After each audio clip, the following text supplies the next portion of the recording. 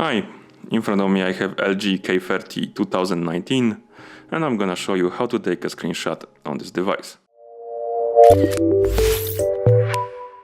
First, let's go to the screen we want to capture.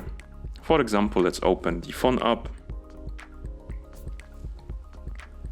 And now to take a screenshot, we need to press the power button and volume down button together and hold them for about 2 seconds. And when this screen flashes or just you see that animation, that means the screenshot was taken. And here you have a notification that the screenshot was saved.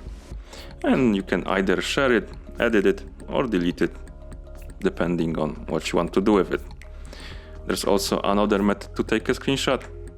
And to do that, you just swipe down twice from the top of the screen to open the quick panel.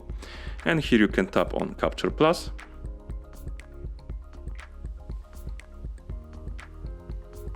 And now you can edit the screenshot before you save it. Basically, you can draw on it. You can select parts of it and cut them out. You can also remove your drawings and stuff. And once you're done, tap the check mark right here in the top left corner to save.